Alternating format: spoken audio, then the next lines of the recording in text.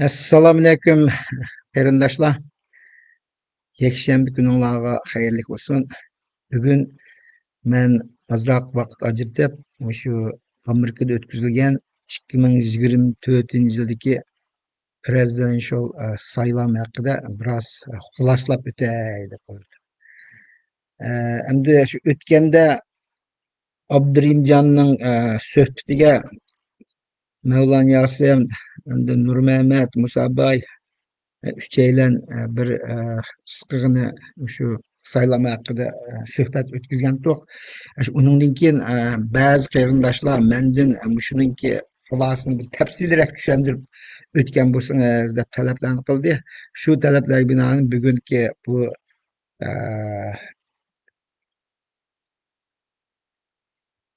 naq maydonni o'rinlashtirdim. Men naq maydon qilmaganimga xeyli uzun bo'pti. Ba'zi narsalarni qaytadan yana kelyaptimi? Şimdi aldılar şu saylamı keleyli. Saylamı kıskılı tonuşturuyor.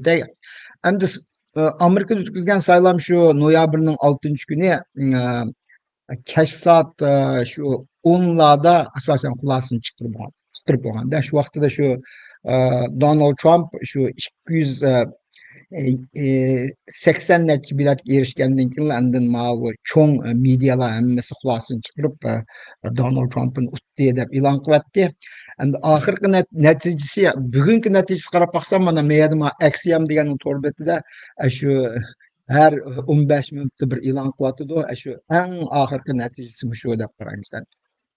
Donald Trump 312 biletga erişip Kamala'nın 226 bilet karşı prezidentlik olup cazimleştirip oldu. Bu iniq oldu. Şimdi bir yerde Donald Trump'ınki bu tutkanınki işteki asaslık mühim bir qancha ştatlar var. Bu ştatlar qaysilar deganda swing state deydi. Swing state deganda ham Uyg'urchada talash tortishlik shtatlar deymiz. Har qatim saylamda ashunaq bir 5-6 shtat shu talash tortish bo'lib qoldida, eng oxiri kelib bu saylam eng oxirida shu bir qancha shtatlarning biletlari orqali natijasi belgilanadi. Masalan, 2020-yildagi saylamda ama Georgia degan jiq talash tortish bo'lib, oxiri Bidenga biletni ketdi. Endi keyin Michigan, Wisconsin degan shtatlar bularmi shu dastlabda Trumpning bileti yuqorida ko'ringanda, keyin lekin ba'zi bir bilet sanash jarayonlarida bir 2-3 hafta surilib, endi oxir natija chiqib shu Georgia, Wisconsin, Michigan qatorli shtatlar ne shu Bidenga berayotgandan keyin shuning bilan endi Trumpni utirayotdi deb qo'yadi 2020 yil chiqqan. Bir yil undaq ish bo'ldi. Mana bu swing state'larni bir qur tonishtirib o'tay. Budaqa swing state'lar qaysi deganda, mana sol tarafdan o'ng qaraydigan bo'lsak, Nevada shtati Trump tutib chiqqan bo'ldi 50,6% bilan. Bu andan keyin Arizona'da Trump tutib chiqdi 52% bilet bilan. Endi menga kelgan bo'lsak, mana Michigan'da shu 50% yaqin Trump chiqqan bo'ldi. Endi mayaga Michigan kelsak, qani Wisconsin, Michigan, andikin mayadiki Georgia, andikin Şimal Carolina, andin qasam Pennsylvania. Bu 7 shtatmi shu talash tortish shtatlarda. Bu shtatlarning hammasini shu Donald Trump supurib tashlab, shu eng oxiri prezidentlik o'rniga chiqdi degan gapda. Bu nihoyatda muhim shtatlar. Endi men bir necha narsani sizlarga tanishtirib o'tay. Kaliforniyada 54 bilet, endi Texasni 40 bilet, Floridani 30 bilet deb har bir shu shtatga berilgan nomerlar bor. Shu nomerlarni tutgandan keyin masalan Kaliforniyaniki butun aholisiniki soni agar xaris tutgandan keyin butun sonlari shu xarisniki hisoblanadi. Shu vaqtda shu sonlarning hammasini qo'shgandan keyin popular vote degan narsa bor. Popular vote deganimiz umumiy saylam bilat natijasi deganda hamda hozirgi ahvolga qaraganda bugungi ahvol mana 76 million 76 76,5 milliondek shu Trump olgan bo'ldi. Trump shu umumiy saylamda yana tutgan bo'ldi bu da. Onun da ötkende şu Joe Biden vaqtida Joe Biden degan umumiy sonda. Yani ki meyada Harris degan 73 milyon yaptı o bir. Yani ki mesela yana bir narsani men qistirib o'tay dedim bu yerda. Ma u ko'k rangli shtatlarni qarab boqadi. Ko'k rangli shtatlar ma u g'arbi ma dengiz yoqasida Washington shtati va andikin Oregon shtati va andikin Kaliforniya shtati va bularning hammasi blue state deydi, ko'k shtatlar bular asosan demokratiklar bilat tashlaydi. Burundan ashtaq bo'lib kelganda, lekin marketing saylam natijasida siz Kaliforniyaning bilat sonini qaraylik. Kaliforniyada Harris 60%ga erishmay qoldi. Trump 40%ga yaqin erishdi. Demak, bu qizil ranglar hozir qizil rangli partiya, Cumhuriyet partiyasining kuchini hozir shu g'arb coastga shu ko'k shtatlarga kirish boshladi degan. Ana yana bir narsa ma'vu nima Şarkı şimal tarafta müşahede Maine deymiz, andikin Vermont deymiz, New York deymiz, andikin Massachusetts deymiz, andikin Connecticut, Rhode Island qatorliq bir qancha shtatlar bor. Bularning hammasi shu o'xshashlar, shu burundan tortib shu demokratik partiyani qo'llab kelgan shtatlar. Bularmi yana buda ishtaq bo'ldi, lekin meyada Mani bayqab bakayla, mavi cenub tarafı, Amerika'nın cenubu Florida, Georgia, South Carolina, North Carolina, andikin degan bu shtatlar aslida xeyli talash tortish bo'lgan shtatlardir. Budaqi saylamda hammasi shu qizil to'lqinning kuchi bilan hammasi qizilishib ketdi. Cumhuriyet partiyasi bo'lib ketdi. Shu vaqtda bu bir natija. Buni mushunchalik deb o'tay. Andan mavi nimanikini qaraylik.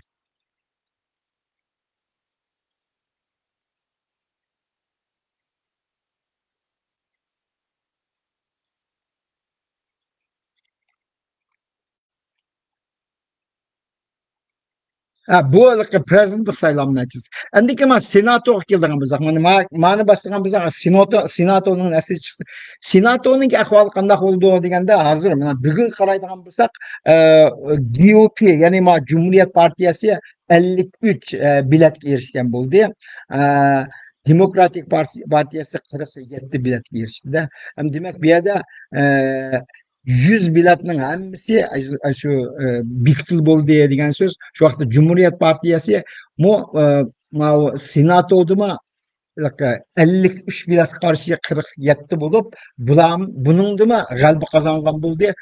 Cumhuriyet partiyasi senatodima ustunlik o'rni egalladi degan. Endi meyada 53 deb ko'rdik. Endi hammamiz bilamiz, Mount President J.D. Vance şu senatonu başkurduğan buldu. Şu vaqtda onun bir bileti bilan şu senatodagi Cumhuriyet Partiyasının küçük hele yuqur üstün o'rin turgan bo'ldi. Navbatda ular nimaning o'rni Demokratik partiyada. Bu nimaning ahvoli. Ana buni ko'rib turgan xaritni bayqaydigan bo'lsak, bu yerda mana shu o'ttirdagi shtatlarning hammasi asosan shu yanada shu Cumhuriyet Partiyasini taraf turdi. Andikan g'arb tarafdagi Washington deymiz, Kaliforniyada, ya'ni bu Nevada qatorliqlar bular demokratik partiya tarafda bo'ldi. Endi Maine qaraydigan bo'lsak, Maine degan shtat bu independence'niki, bu hech qanday partiyaga tabe emas a'zolarning qo'lida. Shuning uchun ma'ning rangi biroz boshqacha. Vermontmi shu, endi Maine degan shtatmi shu. Buning bir bayqab qo'yaylik. Bu bir. Endi oxirida nima kelmez deganda Housing ahvoli kelimizda. Housing ahvoli keladigan bo'lsak, Housingni endi ba'zi qarindoshlar uni nima Avam palata deb tarjima qildi. Men uni to'g'ri ko'rmadim. Men endi bu yerda buni shu Shundaq bo'lsa-ma, yana shu hamda qandaq naq bir ism aniqlanib bo'yicha buni yanada shu xaos yoki bo'lmasa shu Avam palata deb alay. Avam palataning ahvoli hozir qandaq bo'ldi deganda Cumhuriyet Partiyasi yanada ustun o'rin egallagan bo'ldi. 218 bilet. 218 degani cheki bir. Hamda yana bir ikki biletni ip ketgandan keyin bularmi shu bir hisobda ko'p qismga egallagan bo'ldi. Hozirmi ko'p qism, chunki men 218 to'sh bo'ldi. Ma Demokratik partiyasi mayli qandoq tirishida 218 olmaydi. Endi hozirgi ahvol qaraganda mening mo'ljalishimcha ma'vo 218 balkim 220 yoki 221 bo'ldi. Chunki meyda bayqalanlar ma'vo Alaska Cumhuriyet Partiya tarafı ötüp geçiş mümkün. Andaki meyadama Kaliforniyadaki yani bir 13. distrikteydi, 13. tarmaqma ulamı Cumhuriyet Partiya ötüp geçiş mümkün. Çünkü hazır ulanın bileti 50% aşkan buldu. Andaki yana ma otur yeni bir yer var talaş tartış bu atkan. Bu da ma Michigan'da. Michigan, Iowa'nın tüvenma meyada. Iowa'daki. Iowa'nınki birinci tarmaqı. Ulamı hazır üyedimi Cumhuriyet Partiyası üstüne orun turdu. Demek mi şu 1, 2, 3. 3 biletni belki hem de çok ihtimali var da Cumhuriyet Partiya ip geçişi. Şu vakti 221 buldu. Bu yerdeki orunu gerçi bek yukarı orunda tutmasına yanıyla Cumhuriyet Partiyası üstünlük orunu diyen bu bir. Ama yeni bir narsa var da bir de yeni birisi governors deydi ama her bir ştatның başlıklarının sayılımıdır ama hazır ahval qaraydigan bolsak mana Cumhuriyet Partiyası 27'de Demokratik Partiyası 23. Demek bunun da şu statlarının başlıklarının arasında mı Cumhuriyetçiler köp bul diye degen söz. Bu nemini bildirdi degende İngilizce bir landslide deydi. Landslide victory degen xudalıqı tağ gümürlep düşkendekliçi tağının etrafındaki hemme mali olamdı, yez olamdı esnafın hemmesini serip taşlagan, süpürüp taşlagandek oldu degen bir landslide victory. Bunu hem de bu President Donald Trump felip oldu bu geplerini devatkanlığı için 2020 yıllık saylamını Demokratik Partiyası biletini oңuşap oğurlap gitti. Biz bundak oğurluğunun aldığını iliş için gezmen şu landslide victory'ni ilişimiz gerek. Özünün gibi degende ama victory is too big to rig deydi. Too big to rig degeni bu galbisi şundak üstün orunda durup onu aldamçılık, sahtbelsin kılamaydıgan derdi tutumayız degen. Bu hem de emelge aşkan buldu. Çünkü meyle presidential saylam olsun, senatoda olsun, house'da olsun, hem de ştat başlıkları olsun, hemmesi de hazır Cumhuriyet Partiyası üstün orunda durup hal kılgıç bir kalbini zangan buldu. Endi bu yerde Nurgun Kerimlaşlar menden soraydı bu Demokratik Partiyanın bu şu mağlup bo'lishidagi asosli sabablar nima deb. Bu nayt iliq qeyni Kerimlaşlar. Demokratik Partiyasının mağlup bo'lgandan keyin eng asosli bir muhim bir sababinin birisi nima bo'ldi deganda iqtisod masalasi. Iqtisodda Demokratik Partiyası bu Joe Biden'ın rehberliği 4 yıl jarayonida Amerika'nın iqtisodiy ahvoli nayt töven bo'lib ketdi. Gerçi ular özleri itiraf qilmay Amerika'nın iqtisodi yana yaxshi, yana dunyoda birinchi o'rinda degandek gaplarni qilgani bilan amaliyotda fuqarolarning oldiga kelganda bu ahvol undaq bo'lmaydi. O'ylab boqaylik. Sizlar agar Amerikada yashaydigan bo'lsanglar 4 yildan burungi şu mallarning bahsi qandoq? Masalan, yemek içmek deymiz, gaz deymiz, uyning bahsi deymiz. Şunun o'xshash har qanday bulozimatlarning hammasi degidek shu 25%dan 40%gacha o'sgan bo'ldi-da. Men odatda shopping qilmayman-ku, shopping qilmayman. Mening ayolim meni shopping ishlarini ko'p qildi. Mening bayqaganim shu gazni deydi. Shu mashinani ko'p haydayman, mashina haydagan chog'da shu 4 yildan burun bu $2, $2,5 to'latdik. Hozir deganda ba'zi yerlarda shu $5 o'sib ketgan gapda. Men yaqinda ozroq tushgan bo'ldi. Yaqinga tushganning sababi amaliyotda nima deganda shu demokratik partiyaniki bir ilgarigi bir hisobda. Men shu swing state'larning bir qanchalar bordim-ku, o'sha qarasam swing state'larda shu eng oxirgi saylovning eng oxirgi mezgilida shu swing state'lardagi ba'zilarning bahosi biroz tushibdi. $3 tushgan yerlarni ko'rdimda. Shu yerda ba'zilar ochiq deyotdi, shu Biden administration o'zlarining saylovda ustunlikni egallash uchun shu yerda bir yolg'onlik ko'rsatib maylarning bahosini qasddan biroz tushadi degan mazmunlardagi gaplar bo'lganda, bu shuning uchun bu yana bir qaytalab aytilgan bo'lsak, iqtisod masalasi bu shu Kamala Harrisning turib qo'yganligi bir muhim sabab. Ya'ni men Trump o'zimiz doim shu kampen qilayotgan vaqtlarda doim shu gapni to'liq qildi-ku. Men bu yerda Kamala Harris bilan talash tortishmayapman. Men qilmadim, balki shu butun demokratik sistem bilan men demokratik partiyaningki saxta sistem bilan, ya'ni deep state bilan nima talash tortish qilyapman deb aytmoqda. Bu ahvolmi rost endi? Bu ahvolmi rost? Meningcha rost. Chunki o'zimiz bilamiz, bu demokratik partiyasi Biden'ninki shu rahbarligida ham 4 yil ichida masalan Donald Trumpni nurg'un yo'qilang, ba'zilari haqiqatan yo'qilang. Endi ba'zi masalalar o'sha 30 yildan burun, 40 yildan burun bo'lgan masalalarni ko'chlab chiqib, Donald Trumpni shu bir siyosiy jihatdan uni bir yo'qotmoqchi bo'lganda. Masalan, Rossiyaning xalqi deydi, Rossiya Amerikaning saylovida qatnashdi degan gaplar.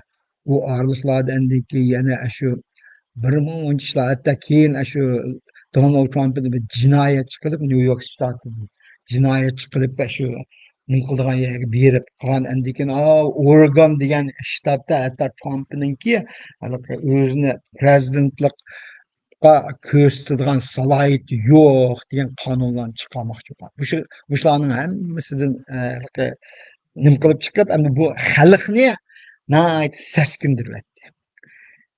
Keyingi ahvollarda shu Trumpga oq-oqdan tuhmatlarni qilavergandan keyin eng oxir xalqmi buningdan haqiqatan saskinib ketdi-da, bu yo'qlang narsalarni chiqib. Shuning uchun bu Donald Trumpga qarshilik ko'rsatish amaliyot eng oxiri Donald Trumpning belini oshiryapti.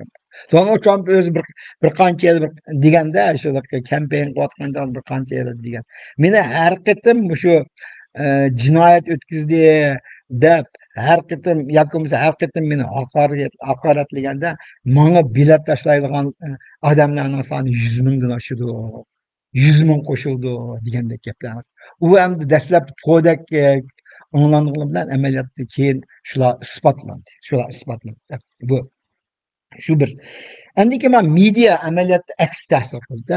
Media shu Trumpni masalan CNN deymiz, MSNBC deymiz, NBC deymiz, ABC deymiz, shu nurg'un major media deydi, ham asosli medialarning hammasi degidek shu Trumpga qarshi. Ba'zi shu so'zlayotgan nima bergan shu xabarlar, munozirlar qaraydigan bo'lsak, qasddan bir odamni qasdlagandek bir ishlarni qildi. Endi hammamizning xabarimiz bor, shu saylovning eng oxirgi davri kelgan chog'da shu qaraydigan bo'lsak, hatto bir kun burun shu qo'pib voy Kamala Harris chiqadigan bo'ldi degan xabarlarni, shunday keyin poll degan narsa bor, saylovning Roy sinash masalasidami shundoq qilib shu Roy sinashlarning hammasida degidek Harrisni chiqadigan bo'ldi degan gaplar. Endi keyin Hollywoodga artistlar birmuncha artistlar shu qasddan chiqib ashada shundoq tashviqotlarni qildi naqshchilar masalan kamala harris yig'voganlik naqshchilar berib naqsh etib shu naqsh etish orqali xalqlarni to'plab kelib ashada yolg'on gaplarni qilavergan ekan shu Cumhuriyet Parti a'zolarini emas demokratik partiyalarning nurg'unlarini shu seskindirib o'tib demokratik partiyani a'zolarini nurg'undirma Cumhuriyet partiyasiga belab tashlaydigan bu. Lekin yana bir nuqta bor endi men o'zimning fikrimcha mishada shu Biden bo'lamdi, Obama bo'lamdi, Nancy Pelosi bo'lamdi. Bu endi demokratik partiyaning cho'ng amaldorlari-ku. Bularning hech qaysi amaliyotda Kamala Harrisni ishchidan qo'llab ketmagan. Mesela Obama bilan Nancy Pelosi'ni asli meningcha asli ularning o'yida boshqa birsini ko'rsatmoqchi bo'lgandi. Lekin Biden bu vaqtda Bidenni tuyuqsiz tushirayotgandan keyin masalan uni qayerib ketdi, salomatligi ojizlashib ketdi. Andan keyin Covid kasalga Xitoy virusi giribtor bo'ldi degandek bahonalar bilan uni qistablagandan keyin u amalning yo'qligida. Gerçi dastlabda o'zi chiqibmi men yanada o'zimni saylamni ko'rsataman degan bo'lsa-mu, ala qistalgandan keyin o'zi ila amalining yo'q oldida mencha u bir nihoyat bir ustalikni ishlatdi-da, ya'ni boshqa hech kimni ko'rsatmay o'zininki ma'un prezident bo'lgan Kamalani ko'rsatma degan shart bilan chiqib ketdi. Endi u amaliyotda Biden o'zimi o Kamalani unchalik nima ko'rmaydi, unchalik qobiliyatli deb ko'rmaydi menimcha. Shundoq bo'lsa ani chiqarib qo'yib, endi bir hisobda shu utirib qo'yishga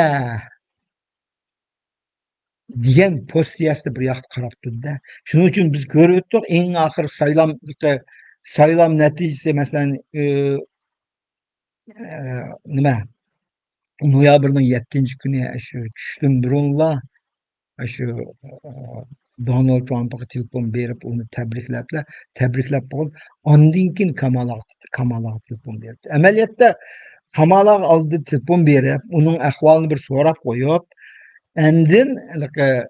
andin Donald Trump telefon bergan undaq odamning aqli sig'ilgan bir ishda u oldin ola beryapti. Endi keyin Jill Biden, Kamala nima Joe Biden'ninki xonimi umi shu saylam bilet tashlaganda shu qizil ko'ylakni kiyib ashaga berib bilet tashlabdi. Demak, buningdan bilvog'ini bo'ldiki, Joe Biden Jill'larni u Kamala Harrisni haqiqiy chin qalbidan ularni ko'rsatgan emas. Majburiy ashtaqni. Endi bu Kamala Harrisni majburiy shu o'ringa chiqarib qo'ygandan keyin butun demokratik mashinasi ular nihoyatda cho'ng bir nimaga kelib, Kamalani qattiq qo'llaydigan bir sharoit yaratdi-da. Masalan, pulga keladigan bo'lsa, Kamala Harrisning kampaniya $1 milliard pulni yig'gan shu vaqtda. Cumhuriyet Partiyasining saylamga ishlatgan pulning hammasi 400 million atrofida. Lekin Demokratik Partiyasi $1 milliard pulni xashlab bo'lib, yana 20 milliondek pul qarz. Demak, shu pullar buni uni qutqizamida, uni uqtirib qo'yishni qutqizam. Ana shuning yerda bir nuqta bor. Shuni deb o'tma. Ba'zi qarindoshlar bu Amerikaningki nima saylamni eng oxir berib pul belgilaydi degan bir ko'z qarashlar bor. Amaliyotda u ko'z qarashlar xato. Yana eng oxir kelib yana avom xalq belgilaydiganligi bu da isbotlandi. Pulni qutqizamdi. Bu.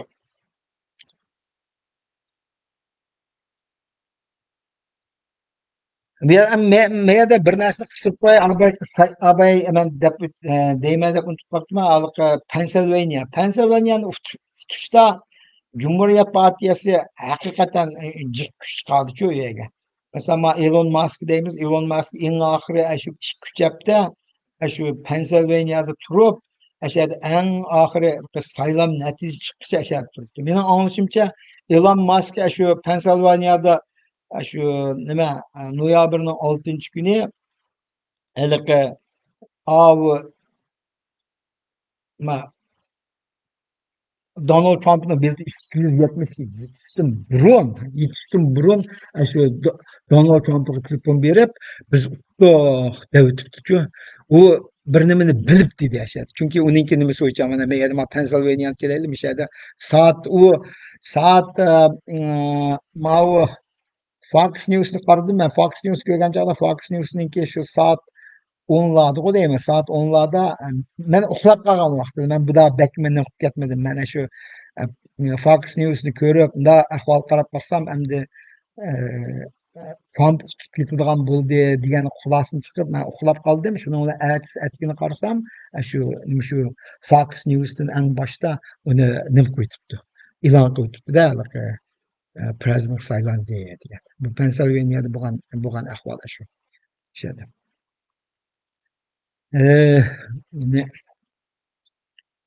Bular to'g'riliq azroq to'xtaldim.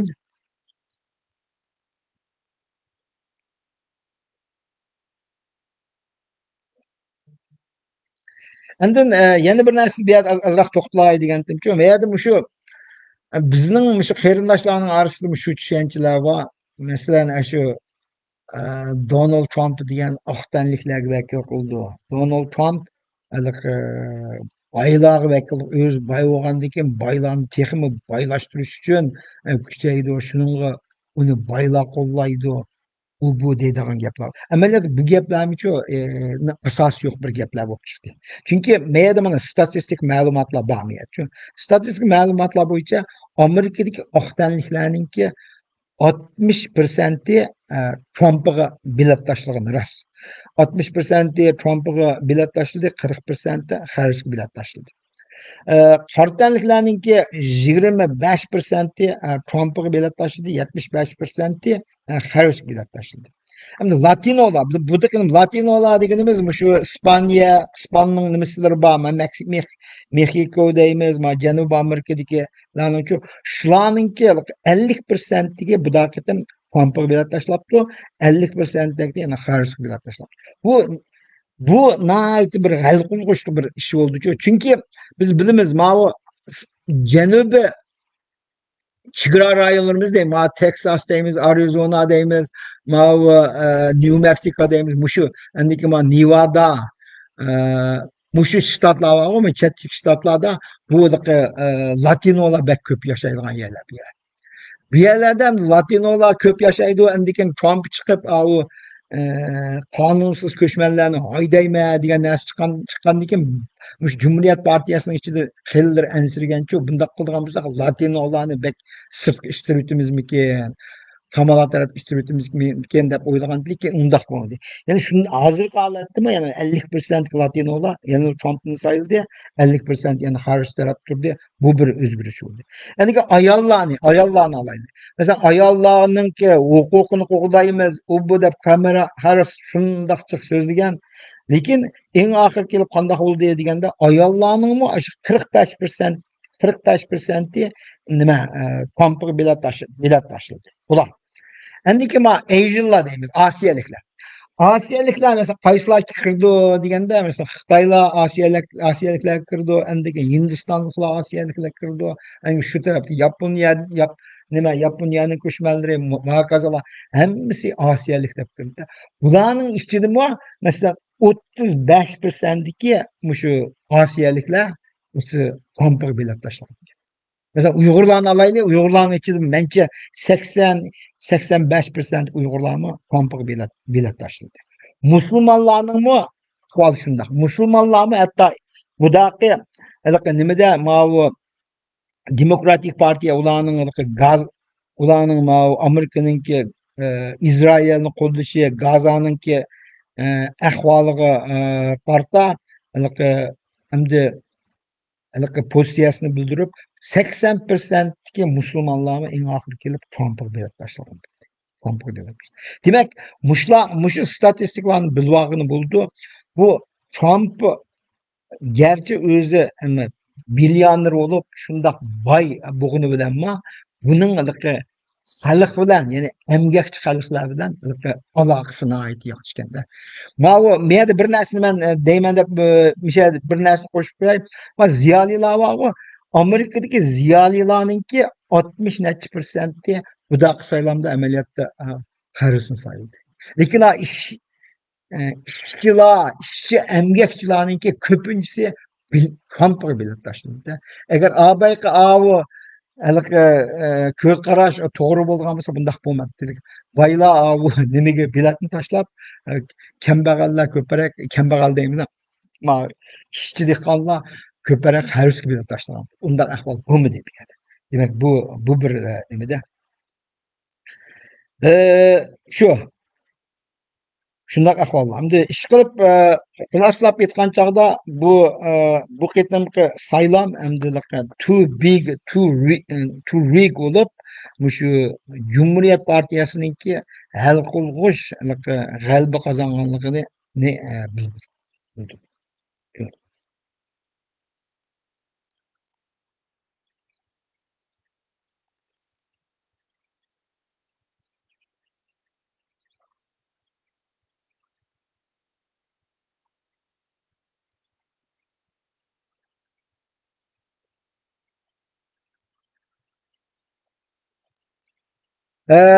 Mening endi bugun bak uzun to'xtalmayman. Shu saylamni xulos chiqarib, shunchalik narsani konstrukt etay dedim. Endi hozirgi ahvol qanday bo'lyapti deganda Donald Trump o'zininki shu nihoyat chiqqanlik bilan o'zining kabinetlarini qurib chiqilganga nima bo'lyapti. Hozir 20 necha odamni tanlab bo'ldi. Endi bu Amerikaninki hukumatning nimasi bo'yicha 15 ministr var. 15 ministerlarni ko'rsatgan bo'ldi. Hozir uninki 7 yoki 8ni ko'rsatib bo'ldi. Ham qolganlarini ham shu bir necha kun ichida ko'rsatib o'tish mumkin-da. Mana 25 da tanlagan kishilar shu Trumpninki kelaqitimqi shu hukmronligida nihoyat cho'ng rol o'ynaydiganlar. Cho'ng rol o'ynaydiganlar. Mesela men ismlarini bir qur deb o'tay. Undan keyin bularning tafsiliy tonishtirishni hamda biz balkim yana bir qatim suhbat o'tkazib, bularni bir-birlab ko'rsatib berishimiz mumkin-da. Mana men faqat ismini o'qib berman. John Ratcliffe deydi. Bu CIA markaziy fikr agentligininki direktori bo'lgan bo'ldi. Bu endi keyin William McKinley deydi. Aqsaroyninki konsuli bo'lgan bo'ldi. Mike Huckabee bu İsrailning ishlariga Izrailiyaninki nima deymiz hozirlamdoq shu bo'lgan bo'ldi. Mike Huckabee degan. Bu Sarahninki dadisi bu. Ular shu azaldan shu Cumhuriyet Partiyasini qo'llab kelganlar. Endi pek xassis degan bu mudofaa ministriga saylandi. Mudofaa sekretari. Bu Fox News'ninki bir nimasi muxbir desak bo'ldi. Uni Trumpni xeli obdan qo'llab kelgan, uni saylandi. Suzy Wiles degan chief of staff shu nima Aqsaroyninki xodimlarini boshqaradigan chief of staff bosh nimasi. Marco Rubio namimiz bilamiz. Bu Amerika davlat sekretari bo'ldi. Ya'ni davlat kotib demdik. Davlat kotib bo'lgan bo'ldi. Bu Uyg'urlarning do'sti, Xitoyga nihoyat qattiq qarshilik bildirib kelgan. Uyg'ur kishilik huquq qonunini chiqarishda ham uni qo'g'dashda cho'ng rol o'ynab kelyapti. Tom Homan degan bo'ldi sadeydi. Bu hamda shu chegarani boshqarishga mas'ul bo'lgan bo'ldi. Bu odam shu illegal alien deymiz. Shu qonunsiz kirgan ko'chmanlarni qo'g'lab chiqarishda nihoyat qattiq qo'lliq siyosatini yurgizishni nimqotdi. Endi bu odamning bu to'g'riliq keyin to'xtalaylik bu odamni tanishtirishda. Lekin bu odam nihoyat qattiq qo'lda shu immigrant masalasini hal qilmaydi. Chunki bir narsani eslatib o'taydim deganda ba'zilar chiqib so'radi bu agar ko'chmanlarni aytib o'tadigan bo'lsak, Amerikadagi ishchidagi ehtiyojli bo'lganlarning masalasi qanday qilmaymiz deganda bu deydi biz qonunsiz kirganlarni cheklaymiz dedi. Qonunliq ya'ni e, qonunliq yo'l bilan kiradigan ko'chmanlarni biz yana qabul qilamiz, qarshi olmaymiz degan gap. Buni Trump'im o'zi deb kelgan gaplar. Shuning uchun chet elliklarni hammasini qo'g'laydigan degan narsa emas, chetdan xalqlarni kirgizgan kirgizmasmiz degan kirgizmaymiz degan gap yo'q bu yerda. Faqat nima qonunsiz kechib kirganlarni haydab chiqaramiz degan gap bor. Mana deputy chief of staff of bu degan shu Oqsaroyning bir muhim o'rni. Andiki bu nima Homeland Security deymiz, bu nima Homeland Security davlatninki tinchlikni saqlash demdik sekretari bo'lsa ama Kristi Noym degan. Bu o'zi bir aslida nima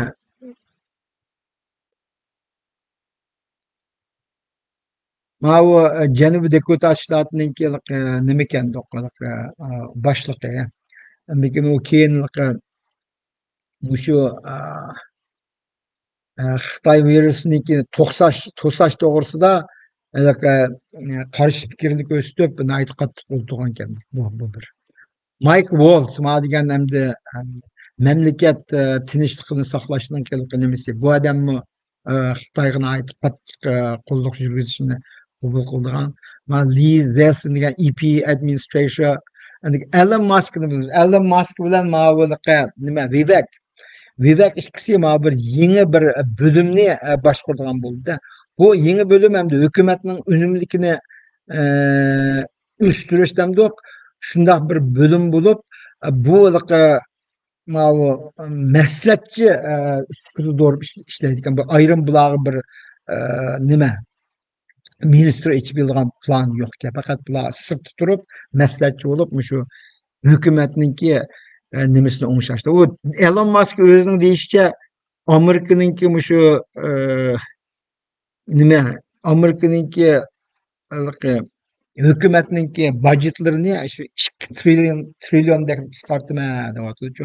Amerika hükümetinin budjetinin özüne ait şu 5 trilyonga yaqin pul. Bunun 2 trilyonunu qanday qisqartdi? Uni jiqadamlar ansirayapti. Qilalamdi, qilamapti. Buni ham o'zi Elon bilan Vivek ikkisi qilalaymiz deb jarsiyyapti hozir. Vivek. Bu endi bularni shuncha qisqacha bir o'tdim. Endi bu mencha yana bir ikki gap ichida bu asosan ko'rsatgan odamlarni hammasini ko'rsatdi Donald Trump. Undan keyin bularni tasdiqlaydigan bir jarayon bor. Endi bu kabinet a'zolari deymiz, Trumpning kabinet a'zolarini jazmlashtiradigan senato. Uningga House aralashmaydi. Senatoda hozir deb o'tdim 55 bildi bor.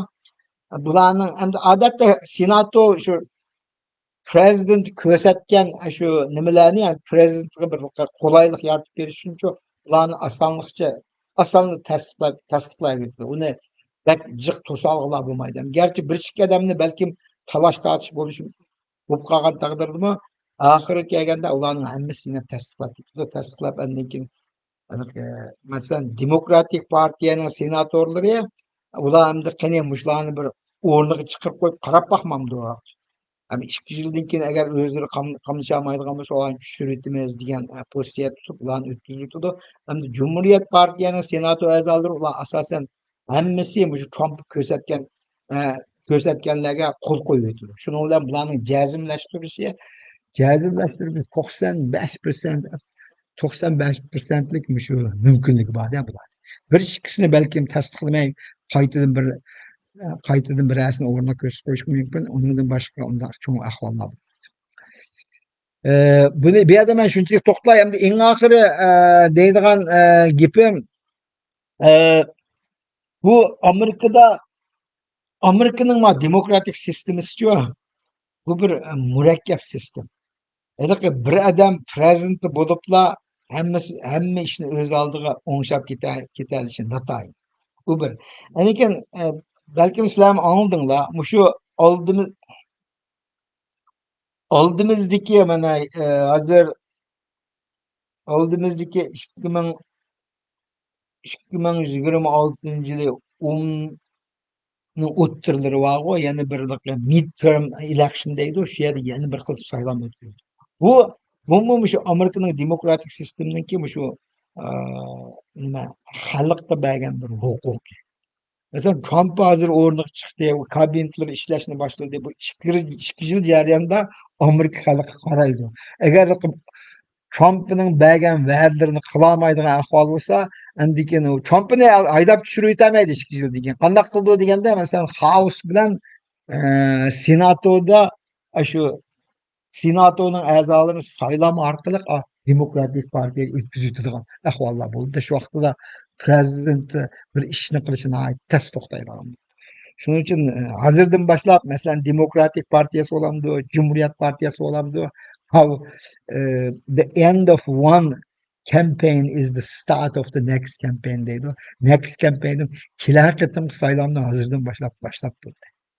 Cumhuriyet Partiyaning a'zolarini, Cumhuriyet Partiyaninki masalan J.D. Vance deymiz, Elon Musk deymiz, yana birmuncha yoshlar bor.